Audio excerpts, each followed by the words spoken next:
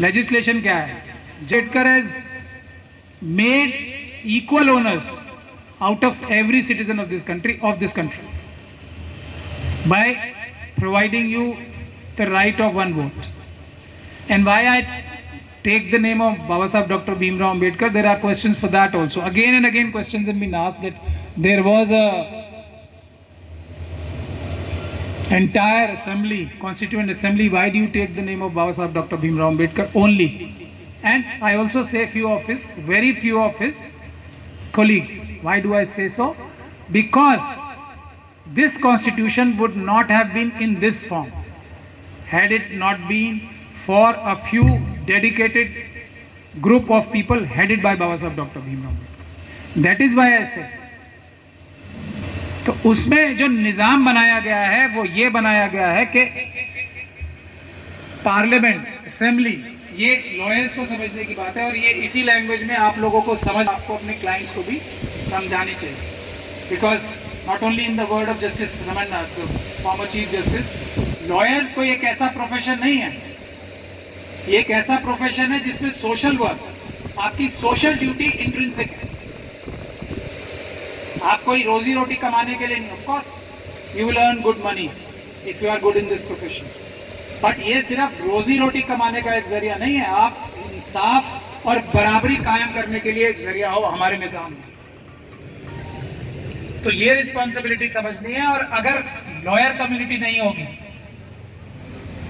तो ये इस बात पे मुझे कोई भी शक और शुबे की गुंजाइश नहीं है, हमारी सोसाइटी ज्यादा आगे बढ़ नहीं पाएगी. We are the protective shields of not only the people of India but also the judicial officers, and that's why we have to be very, very firm while arguing the case. And this is what the Bar Council etiquettes also said, the rules. You have to be very, very firm, respectful, but never back off, never back down from your argument, but always be respectful.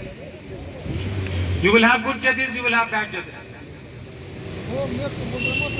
Bad not in that sense, but in our corridors of courts, don't we always ask, जो आप लोगों ने internship की होगी, how is the bench, what is this? We always, you must be hearing all this, how is this bench? If I go to another high court, I find out certain colleagues there, the first question I will ask is that, how is this bench? What is this? Is this not justice by chance? And then the kind of lawyer you engage for yourself, is it not again justice by chance? But yes, these are follies of our system which we have to correct. But yet I would say we are not only the defenders of rights of the people, we are also defenders of the dignity of the entire judicial system. So therefore lawyers have a greater responsibility than even the judges. We have to protect their. If we don't respect the judges, while not backing off an inch, I would again say this, put across your point, even if the judges become harsh at times, you don't become harsh, but you never back off. This is the story of my life. And then we have molded judges. I have had many so-called difficult judges. Most of them we've been able to mold. Be patient, be firm, and don't get rattled, don't get emotional in the court. Emotions have to be for your goal, and that goal is you have to convince the judge. Never be emotional, never take it personally, whatever the honorable judges say, because you are learned, judge is honorable. Again I would say this.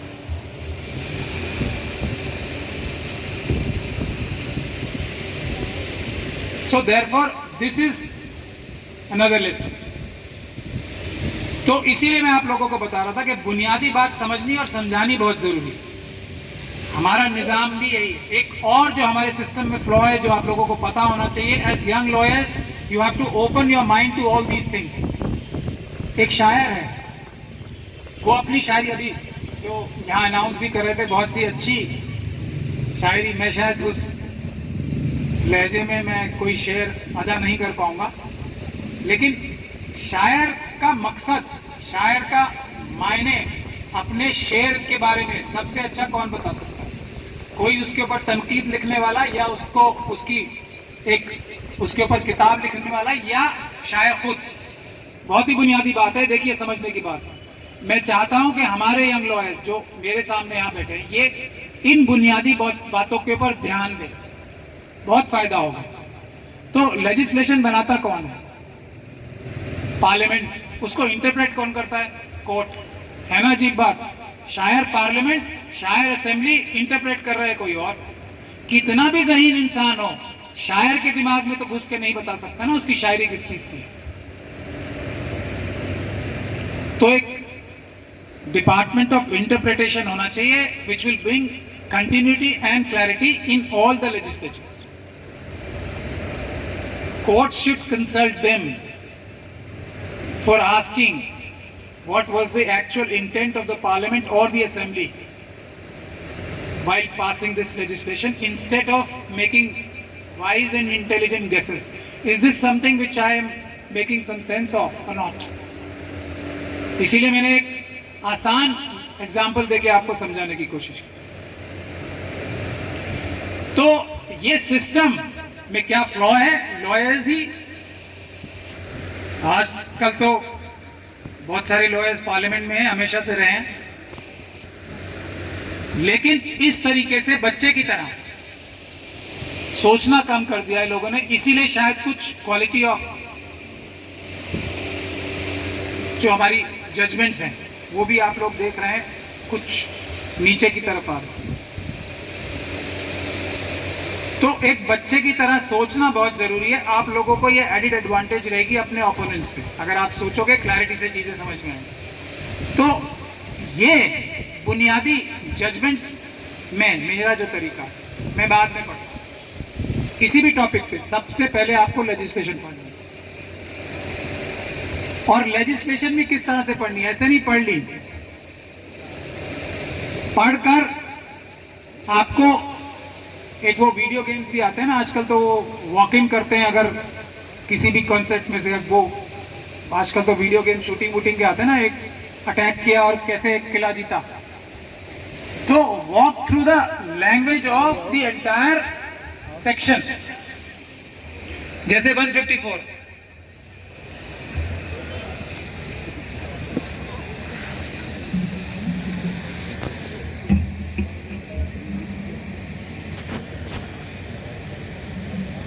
Section 154 है। आप अपने आप को imagine कीजिए कि आप किसी police station में एफआईआर लिखवाने जा रहे हैं, तो उसमें क्या लिखा हुआ है और पुलिस ऑफिसर को क्या करना है। इस तरीके से आपको अपने आप को सब चीजें समझनी है, उसके बाद जजमेंट्स पढ़ना शुरू करें। यह तरीका आपको इख्तियार करना पड़ेगा।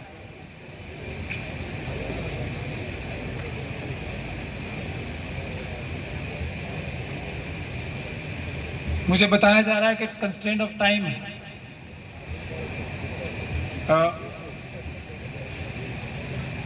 कितना टाइम है मेरे पास?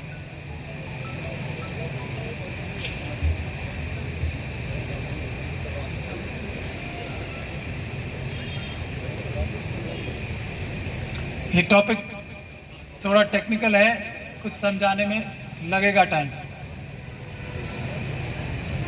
अगर मुझे सोशल वाला एंगल देना है तो फिर मैं सोशल बात बोल के ही ख़त्म करता हूँ। बट यहाँ आज मैं टेक्निकली लॉयर्स से बात करने आया था, and I wanted to download certain experiences which I have, which will be useful to the future lawyers. तो जो दूसरा एस्पेक्ट है, फिर उसी पे कुछ बात करके मैं अपनी बात खत्म करता हूँ, और वो ये है कि लॉयर्स को आज की तारीख में जो समाज में चेंज आना है, उसके लिए सबसे आगे रह के लड़ाई लड़नी है। और वो अदालतों से पहले भी लड़ाई लड़ने का काम इस वक्त सबसे बेस्ट इक्विप्ड भारत का संविधान और कॉन्स्टिट्यूशन बचाने के लिए लॉयर्स ही। We have to rise to the occasion and save our constitution, which is at peril today. और उसके लिए भी एक सलाह मैं आपको और देना चाहूंगा before I part ways with you, और वो ये सलाह है कि जो भी ऑप्रेस्ड कम्युनिटीज हैं, weaker sections of the society, SC, ST, OBC and minorities, ये लॉयर्स की जिम्मेदारी है कि अपने अंदर खुद अपने जो कम्युनिटी है, लीगल फ्रेटर्निटी, उसमें से भी जो ट्रेटर्स हैं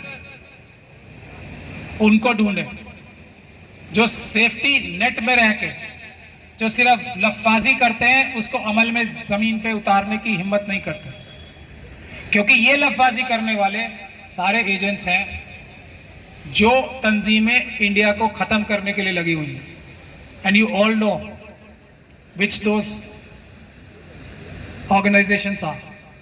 तो अपने अंदर से बहुत ही अच्छे भाषण देने वाले लोगों को आइडेंटिफाई कीजिए, लीगल फ्रेटर्निटी से। अभी एक लीगल फ्रेटर्निटी के हैं आपके यहाँ से भी, वो कहीं जाके वाइस चांसलर बने,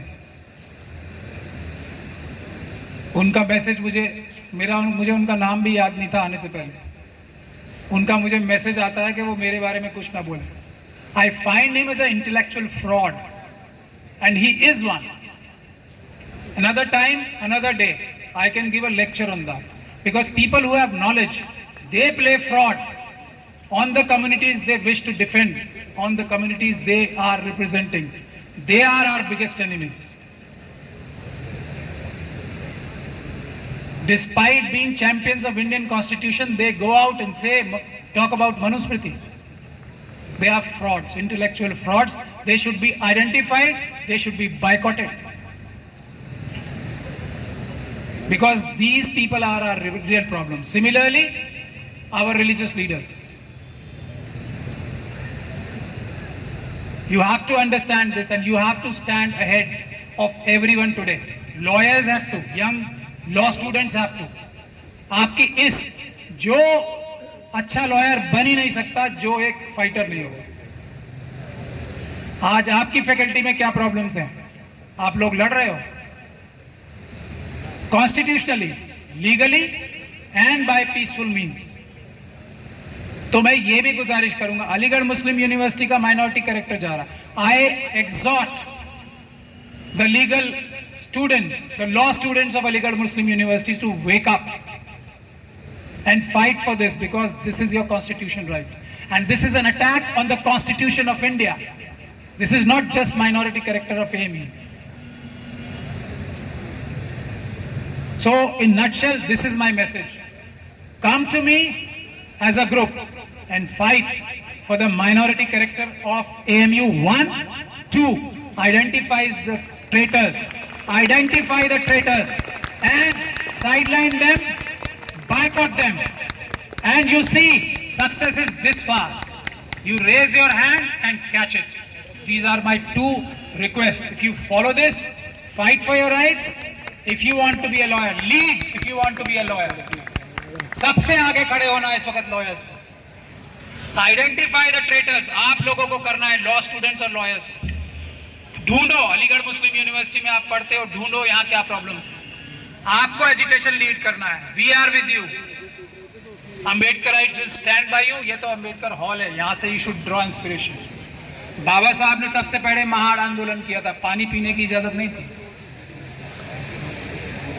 याद करो आप किसके नाम पे यहाँ बैठे, उनका एक एकेडमिक कैरेक्टर ही बताया जाता है ना दुनिया में। He was a great fighter on the streets.